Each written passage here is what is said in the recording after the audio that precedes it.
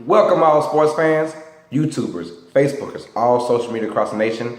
Uneducated Network presents Uneducated Sports Talk. I'm your host, Carlos Clayton, and today we have baseball news. The World Series is set, ladies and gentlemen, and we have our Week 7 recap of the NFL season so far. So let's go on with the MLB news. We have representing the National League, we have the Los Angeles Dodgers, and representing the American League, we have the Houston Astros. Houston won Game 7 against the New York Yankees about a score of 4-0. Verlander, who was basically came in from Detroit, who was, well, he was basically losing all of his skills if you're a Detroit fan. And including myself, I figured, man, he was done. He was kind of washed up. It just happened over the last 3 years. Just wasn't himself. And we all knew 6-7 years ago he was the guy, the man, the best pitcher alive. But now he becomes the MVP of the ALCS, and the Yankees, well, they had a hard-fought games, a hard-fought series, but it shows you the importance of home field advantage. So if you always think that baseball doesn't have the home field advantage, there are advantages to being at home. Like you get to sleep in your own place. You get to see familiar things. You get to eat what you know what to eat, that kind of stuff. When you're away, you don't have that availability or that pleasure of doing those kind of things because it's not your place. It's not your place. Well, those factors rely on to any part of the game, and I like the fact that the Astros came out and basically put it to the Yankees. They basically said, we're down 3-2, but guess what? We're at home, and we're going to go ahead and win this series and give credit where credit is due to the Yankees. Both these teams, the Yankees and the Astros, are up-and-coming teams, and they're going to be good for a long time. Now, the Astros had to kind of struggle for 5-6 years to get there, and the Yankees, all the Yankees really had to do was just, continue to do what they're doing. Their farm system is one of the best in the major league, so they have a great farm system in New York. And on the other hand, the Los Angeles Dodgers come in only losing one game so far in this World Series, and they're looking freaking good. And anything or any doubts I had about the Dodgers are gone now. They're gone. That mystique, they could not get to the big game, to the World Series. That's over with now. Yes, Clayton Kershaw still has not been his dominant self, but they have more talent, more pitching talent now. Their bullpen is a whole lot better than it's been better than it's ever been, to be honest. So the Dodgers got something going on, and they meet this Astros team that's climbing and scratching and trying to get there. And the Dodgers, this is basically their, I'm not gonna say their last hurrah, but it's a hurrah. They gotta get it, because if they get this far and lose, then it's gonna be tough for those guys. So I think Game 1 is gonna be Dallas Keuchel versus Clayton Kershaw, and it's gonna be a good one. These are two of the best pitchers. Now, Dallas has been kind of struggling. He struggled the last two outings against the Yankees, I know that. And then, like I said, Clayton Kershaw has been semi-struggling, but he's had hitting and great bullpen pitching to help him out to get victories. My prediction, I'm not the baseball analyst. I did say the Astros were faced against the Nationals. That did not happen one bit. And in my heart, I'm an Astros fan in the heart because I live close to those guys, so I root for those guys. But I got to put on my analytic hat. It's very imaginary right now. It's somewhere. There we go. That being said, I'm going with the Los Angeles Dodgers to win the World Series. I say that they will win it in. I hate to be that buzzkill. I think the Dodgers win it in 5. I think they win 4-1 over the Houston Astros. I think they take Game 1. Probably. My goodness, it's tough. I think they take Game 1 and Game 2. And I think the Astros get Game 3. And then I think the Dodgers win 4 and 5. There you go. Right there. This is just all guessing. But I had the Dodgers winning in 5. I think every game will be semi-close or kind of close. But with that being said, the reason why I have, I think, better pitching. Yes, Verlander has been lights out for the Astros. But when you talk about Verlander and you talk about Dallas Keuchel, I think the bullpen is going to come out of the bullpen a lot, and I think the Los Angeles bullpen is a lot better. And right now, their hitting has been very timely, and the fact that they do have home field advantage is going to help the Dodgers out as well. You get the best record in the league. That's what happens. You get home field advantage. So I believe that they will go ahead and win it. So my prediction is the Los Angeles Dodgers beat the Houston Astros 4-1 and win the World Series. Now I really hope the Astros do win, but if they don't, it's still been a great year for both of these teams. It's been a great year for both teams. So the losers should now put their heads down, and the winner, is very, very much earned. I promise you that. So it's been a great Major League Baseball season. I'll be back next show to talk about Game 1's recap and for the rest of the season's recap as well. So I love me some World Series. I love watching it, and I love to be a part of it. So please stay tuned for more recaps of each game. I promise you guys will go down. Now, let's talk about Week 7 of the NFL season recap. We all know that the Raiders beat the Chiefs. So, boom, there you go. Raiders beat the Chiefs. But I have more picks going on now. Look, this week has been crazy. I keep saying it. This NFL season has been crazy. It's been crazy, crazy good, and I'm loving it. Not because of, because of you don't know what's going to happen. You don't know. All these teams seem pretty good, and at the same time, not so good. There's not one clear dominant team.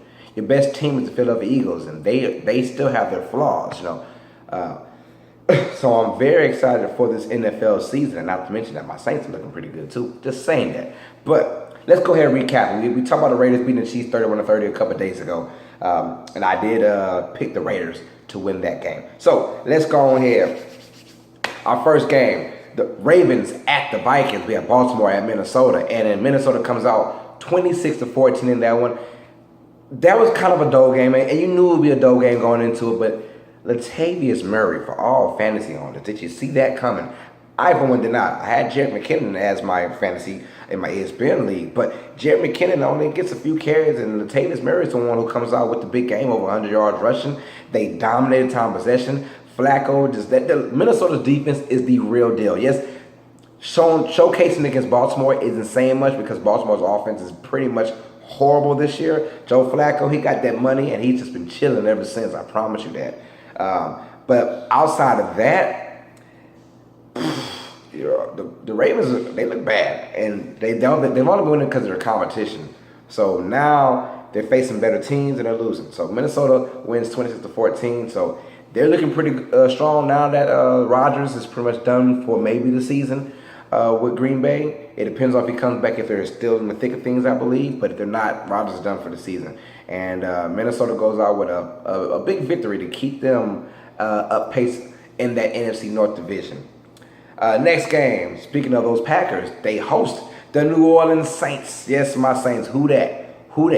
And guess what? Who that's going to beat the Saints? Well, not the Packers.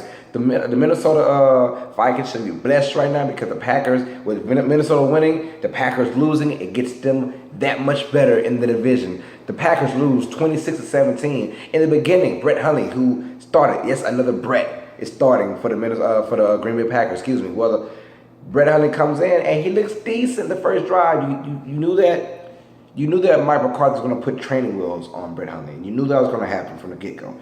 And my thing was, let the kid loose. Let him loose. They had him on a thin playbook, and he looked like he was a rookie because of how they treated him. 87 yards of total passing, which it really wasn't his fault. Sometimes you don't have the basics. Sometimes you just have to throw it out there. Be yourself, kid. Do the playbook around him.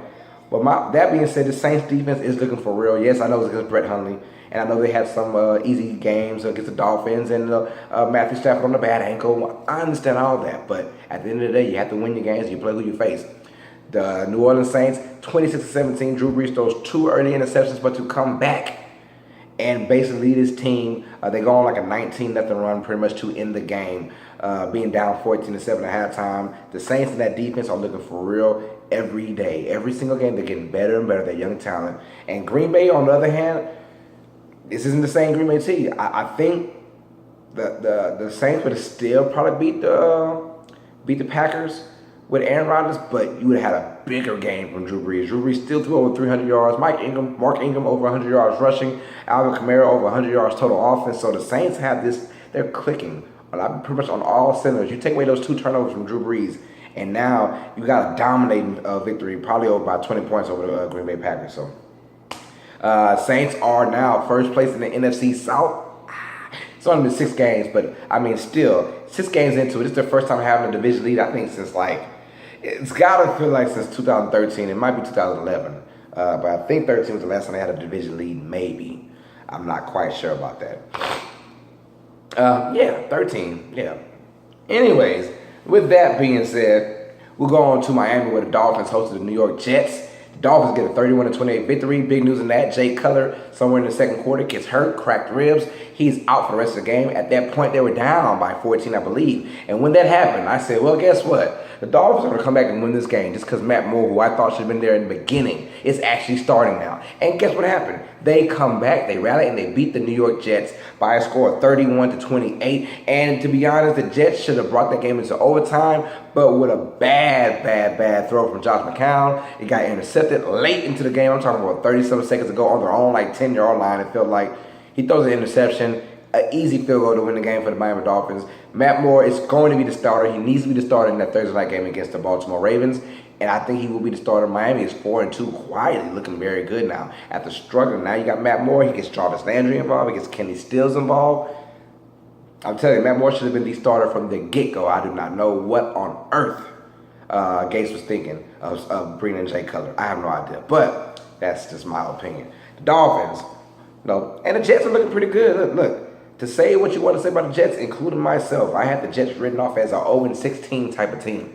Nah, this team is actually looking good, and they're in every single game. So I would not be shocked if the Jets somehow make a wild card this year, or somehow become 9-7, 8-8, something like that. They're pretty freaking good right now. They're showing them it. And McCown is actually doing his thing, so I like him. I think he had four total touchdowns, 3 passing, 1 rushing. So fantasy owners, look out, because you got Josh McCown who's out there, and Matt Moore as well for fantasy owners. That was our boo-boo game of the week, to be honest with you, with the Dolphins winning 31-28. Now, we had the Panthers at the Bears. Excuse me, and shocker, Cam Newton looks bad once again. He's either hot or he is cold. In this game, he was cold. He threw a pick 6. Jackson had a field day, Chicago Bears safety. He gets an interception return for a touchdown. He gets a fumble recovery return for a touchdown. Both over 70 yards. The defense did their thing. Mitch Trubisky, 4 for 7, I believe. 4 for 7. And you win the game. And you don't even do that much rushing, to be honest. Their defense was just that good, or was it Carolina's offense that bad? And I think Kelvin Benjamin's knee injury plays into a part. He had 65 yards receiving, but at the same time, it just did not look good, to be honest. But Cam has to make better decisions. And I think ever since last year, he went on that podium and he said how much it's not fun anymore. And I don't want to do this if it keeps getting like this. It kind of showed his vulnerability. And, in the NFL, the rest of the NFL world can seek it or sense it. And now showing on the field, yes, he had those 2 games where he was really, really good, but now he's converted back to just looking very average again. And Cam has to get it back up, or this Panthers team is going to be looking down below once again. And this Panthers team, they're too good. Too good. Just made it to the Super Bowl 2 years ago. I don't know what the difference now, but it's not looking good anymore. I think it's all about Cam Newton's confidence. He does a great job of showing he's confident by his actions, by the way he talks and speaks. But it's all in the mind. If it's not working in there, I can care less how it looks up in front. So Cam has to get it together, man. The Bears went 17-3, and they didn't do anything. That tells you how bad the Panthers are, because the Bears aren't that good. I promise you that. Cardinals at the Rams. They played in London. I did not even know that. That wasn't even televised or not televised, but it wasn't showcased. That was in London. Regardless, it didn't matter. The Rams smoked the Cardinals 33-0. Carson Palmer. Yes, Carson Palmer screwed me over in fantasy. He gets hurt. I'm sorry. I get well, though. He might be out for the rest of the year. Depends on how things wrap up for the Cardinals. They had an Adrian Peterson who didn't do anything as well. Larry Fitzgerald couldn't get any catches. Yes, I had all 3 of those guys in my fantasy. And I just needed Palmer for 1 week because I got Deshaun Watson as my starting quarterback. I needed Palmer for 1 week. He didn't get it done. But I hope he does get better. I think he, some with his arm, breaks his arm or something like that.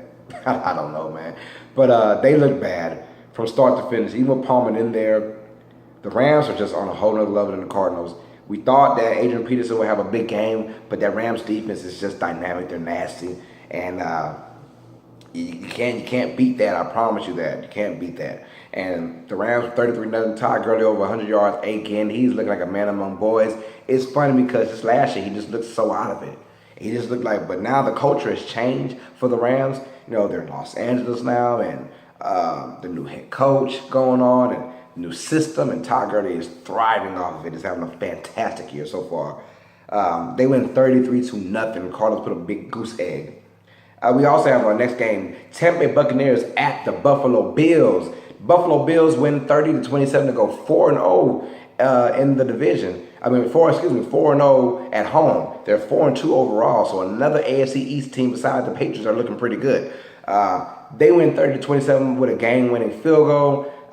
Same thing, Tampa Bay came back, crawled back, tied the game at 27, had a chance to go up and maybe win the game. A turnover happens, and Buffalo, know what it is. Game-winning field goal. LaShawn McCoy finally breaks out of the slump, 91 yards of rushing, 2 total touchdowns. Look, LaShawn McCoy is the real deal. If he can get together, and I think they will find every other way to get him together, this Buffalo Bills team with their defense is going to be just fine. So another team that can sneak into the wild card because you never count on the Patriots, I'll tell you that. The Buccaneers, another bad loss again. At first it looked very bad the way the score is going, but then they claw back in it, tie the game up, and Jameis Winston, he does enough to get you in the game, but their defense this game was just very subpar. Tyrod Taylor for the Bills, he's looking pretty good this year. I give him that. Jaguars at the Colts. The Jaguars, without Leonard Fournette, destroyed the Colts 27-0. They made it look easy, to be honest. The Colts had no answer at all for the Jaguars.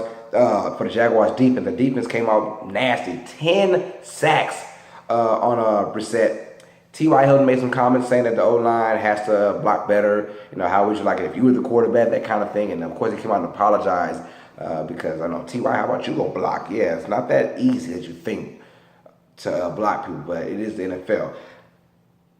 The Colts are in trouble. They're pretty much done. If I'm Andrew Luck, I'm not even coming back for the rest of the year. You just sit out, let everything heal. Don't even risk coming in like week 9 or week 10. Don't even do that. Sit him out. That is your money, man. Let him sit out for 1 year. He comes back healthy next year. You got something going on. That being said, the Jaguars, I don't know what his team is, but they looked really, really good today. But, they're off and on. They had no Leonard Fournette. TJ Yeldon, 9 carries, over 100 yards. I did not see that coming at all because everyone, including myself, had Chris Ivory in their fantasy. And Chris Ivory only gets you 45 yards rushing off for like 17 carries. So it wasn't a good day for Chris Ivory. He did get you a touchdown, so he salvaged himself. The Jaguars go into a bye week after that. They'll be back. Leonard Fournette will definitely be ready for week 10, I believe, or week 9.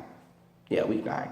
That being said, Jaguars 27-0 over the Colts. Next game, Titans and Browns. Not too much to say about this. Titans beat the Browns 12-9 in overtime. Barely. The Browns will find a way to get a victory this year, but I don't know when. But they almost won this game, but they're just so horrible. They bring in Deshaun Kaiser back in. The man's confidence is already gone. You bring him back in, he struggles with those 2 more interceptions.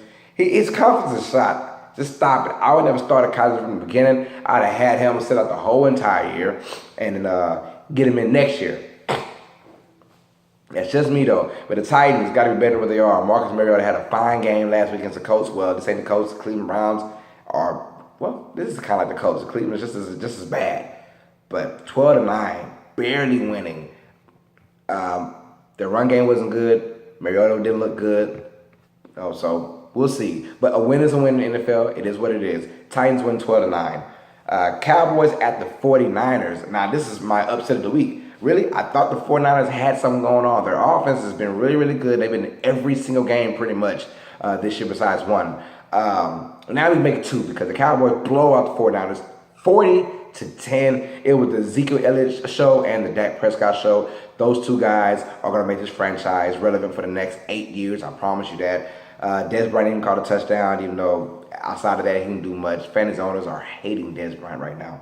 But the Cowboys go and win 40-10. I thought the 49ers would win this game because I said that they had that mojo in the Dallas Cowboys out there bye week, so they're kind of resting a little bit. You know, and the 49ers have been every single game. They're at home. It's got to be a right, Kyle Shanahan. Nope, they have a big goose egg. Well, not a goose egg, but they let out a big dud, and it's not good for 49ers fans. It's not looking good. So they will get a win somewhere this year, but not today. Steelers at the Bengals. I had the Bengals win this one. Did not happen. The Steelers win 29-14, and basically it was a close game in the first half, but Steelers show that they are the better team. Their defense on Andy Dalton was just amazing. Andy Dalton, he was smothered the whole entire game pretty much. At one point it was tied at 14, and then the Steelers hit 5 straight field goals in a row. So if you ever have the Steelers kicker that particular day, you got a lot of points from your kicker. But the Steelers, yeah, they basically just dominated the Bengals in that second half. And once again, Vontaze Burfict is getting to trouble again, kicking one of the players in the head. That guy is just now that particular incident didn't bother me, but just saying, like, stop with the antics, man, because sooner or later you're gonna get kicked out the league for a whole year. And who wants to not make money for a whole year? If you do, you're probably gonna work at Popeyes or something like that. The Steelers beat them 29-14. Another big day from Le'Veon Bell, who's been a workhorse for the last 4 or 5 weeks. You knew that eventually they would get him in there. The first 2-3 weeks was more like his preseason kind of thing going on, and he just wasn't getting the rock as much. He wasn't, but now he's ready, and he's just been eating up yardage, and they keep doing that. Steelers will be a tough team, a tough out for anybody. The Seahawks go into MetLife Stadium to play against the New York Giants, and the Giants they fooled everyone. We all thought that victory last week over the Broncos, they were back, they had something going on, some mojo. That is gone. The New York Giants lose to the Seattle Seahawks 24-7 in a very dominating fashion from the defense of the Seattle, and then Russell Wilson made some huge plays. We all thought the Giants defense is their catalyst of that team, and it is. But they had your head scratching a little bit. They left, Doug Baldwin open a few times wide open, and the offense came back to reality once again. They had that one good game. It wasn't even all that decent game. It showed more the Broncos' offense being that bad. But Eli Manning, like I said, this is pretty much it for him. Now I believe they're 1-6. Their season is over with. Philadelphia is already 6-1. Spoiler alert. But it's pretty much over. Dallas is better. I think Washington's better too. So Giants season is pretty much over already. 6 losses already to start the year. They had 5 losses total last year. That tells you what kind of season the Giants are having. Broncos at the Chargers. I call this one. The Chargers defeated the Denver Broncos 21-0. 21-0. Did I see that happening? No, not at all. I thought the Broncos would score at least 10 points. I thought it was like a 10-17 kind of game. I was wrong. 21-0. Basically, the Chargers scored on offense, scored on special teams. Great defense for the day, but the Broncos' offense is just that bad. Trevor Siemian is just playing very bad. After that game against the Cowboys he had in week 2, you thought Trevor Siemian was going to be the MVP. Nah. it's not the MVP anymore. He's the LVP, the least valuable player right now. Man, that was kind of a lame joke, but that's all I had in my head. But Trevor Siemian is looking very bad. The receiving core is not gelling with him. I don't know what's going on, but the run game is their bread and butter, and they haven't been able to run the ball with C.J. Anderson or Jamal Charles. So I don't know what's going on in Denver, but they got to get their things fixed right now, because the first 4 weeks of the season, they were looking like the best team in the league, and now they're looking like average team once again from last year. So we'll find out. Like I said, it's any given Sunday, man. One day you're the GOAT, and the next day you're the GOAT. You know what I'm saying? So Sunday Night Football, Falcons and the Patriots, the game of the week. Everyone was talking about it. Everyone was waiting for it. The Falcons had revenge. You know that cue the Drake theme song. Looking for revenge. All summer 16. Well, it's like almost winter of 17 now, but still. They had revenge on their mind after the horrible loss they suffered in the Super Bowl. After being up 28-3, we all heard the 28-3 jokes. Before the game, the clock was stuck on 28:03. It was stuck on that until the game actually started. 28-3, and you lose that game 34-28. You gotta be prepared, right? I heard a Julio Jones conversation. He was saying that he wasn't worried about it. I'm like, man, that is some BS, Julio Jones, because you know, and I know, if I were you and if I was the Falcons, we want this game bad. Maybe Julio Jones is right. it's just another game because they actually got smoked 23-7. I don't know what it is. My man Chris Lambert from Uneducated Star Wars Talk is a huge Falcons fan. And about week 3, he was like, we might be missing Kyle Shanahan. Maybe it was more Kyle Shanahan than Matt Ryan. You thought that Matt Ryan could take some of that Kyle Shanahan magic and just keep it with him to Steve Starkation? It's not happening at all. And I think the Falcons are really missing Kyle Shanahan because, man, they look bad. They look bad on offense. And they score late to make the game presentable. After being down 23-0, they eventually lose 23-7. Tom Brady did his thing. It wasn't the best Tom Brady showing, but it just shows you how bad the Atlanta offense was as well. So Tom Brady didn't really have a good game, but he did enough to win. And that's what good teams do. They do enough to win the game. 23-7, the Falcons showed no love, no lust, no heart. I just thought being in that position after losing to Miami as well, you want to come back and and put your foot down and destroy the Falcons from jump. Did not happen. So, and then Monday Night Football, gave you the spoiler already. Yes, Philadelphia defeated the Washington Redskins 34-17. And outside of Drew Brees, Carson Wentz is now my favorite quarterback. This guy has, they say, the North Dakota strength, the North Dakota the grind, the power, whatever you want to call it, man. He's got it. He's got that it factor, and Carson Wentz is looking very good. Looking like an MVP, to be honest with you guys. Carson Wentz is that good, has his Philadelphia Eagles team riding that high. Right now, Philadelphia, 5-1 now, they are 6-1. They go in there, it was kind of, they're down 10-3 against the Redskins. You thought the Redskins would have something going on, and Kirk Cousins and that receiving core, it's just not good. The receiving core is young, and they have talent, I'll give them that, but outside of just having talent, they don't have any skills with that talent, if you know what I mean. Kirk Cousins is doing all he can to keep that team in it, and but Chris Thompson is a very bright spot for them. I think if they stick with Chris Thompson as their go-to running back, they'll be just fine because Rob Kelly and Samaje Perine, I don't really like those guys, to be honest with you. I think Chris Thompson is the best fit for them. He can run between the tackles, and he can catch with the best of them as well. So if I'm Jay Gruden, I'm looking at Chris Thompson going about 80% of the snaps for the rest of the season. That being said, Carson Wentz is a man. He threw it to everyone was involved. Zach Ertz, Nelson Aguilar, some guy named, I'm sorry I said his name, Hobbins or something like that. I apologize if I messed your name up, man. Number 10 for the Eagles with the long catch he had. Whatever your name is, you did a good job with that catch. But Carson Wentz is getting everyone involved. Smallwood, look at how blunt they have. Their defense is nasty. Their defense is harassing every single quarterback they play. This Philly team is looking very, very good. Their special teams, their kicker is amazing. So they have all 3 levels of their team looking pretty good. This is like the team to beat right now, but still, like I said in the beginning, they have their flaws. So you just can't say, oh, the Eagles are just going to run and chop with everybody. This isn't the Patriots of old. No, this is the Eagles, and we got to see it to believe it. But right now, they're in the NFC East, which looks like a very tough division once again. Cowboys are right there. They beaten Washington twice already. So they got to keep winning because Washington get hot in time, and Dallas, they haven't faced each other at all yet. So, it's going to be a good division. That being said, those are my picks. I went 8-7. I had Raiders winning against the Chiefs. They won. Vikings against the Ravens. They won. Saints against the Packers. They won. I had the Jets against the Dolphins. Nope, that ain't happened. Dolphins won that. I had the Panthers over the Bears. Ain't happened. Bears won that. I had the Cardinals over the Rams. Ain't happened. Rams won that. I had the Bills over the Buccaneers. Ding, ding, ding, ding, ding, ding. I had the Jaguars over the Colts. Yes. I had the Titans over the Browns. Yes. 49ers over the Cowboys. Excuse my French. Hell no. That ain't happened. Bengals over the Steelers. I can wish, right? I just thought about it. No, that ain't happened as well. Seahawks over the Giants. Got that one right. Chargers over the Broncos. Got that right too. Falcons over the Patriots. Didn't care. We're not looking for revenge.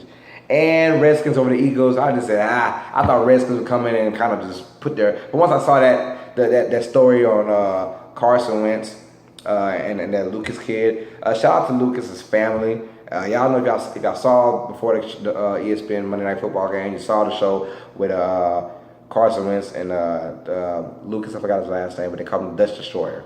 And shout out to him and his family. They lost a good kid. Carson Wentz is now my second favorite quarterback just because of that and because of skill. And he's just a good guy.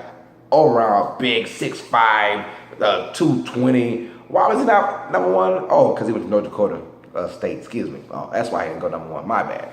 But with that being said, man, please like, comment, and subscribe to Uneducated Network, where you see my show, Uneducated Sports Talk, and see many, many, many other shows. Please, what are you doing? My daughter, Jalea Clayton, has a new show called Young World. It's so far it's a success. We're all riding off of her coattail. It's crazy. So she had a good show. Please like, subscribe to see her show, Young World, my show, Uneducated Sports Talk, Chris Lambert show, Uneducated Star Wars Talk, Chris Batiste show, Uneducated Hero Talk, and all that and many, many, many more. So, Uneducated Network presents Uneducated Sports Talk. I'm your host, Carlos Clayton, and as always, sports fans, you know what time it is. Stay smart, stay uneducated. Peace.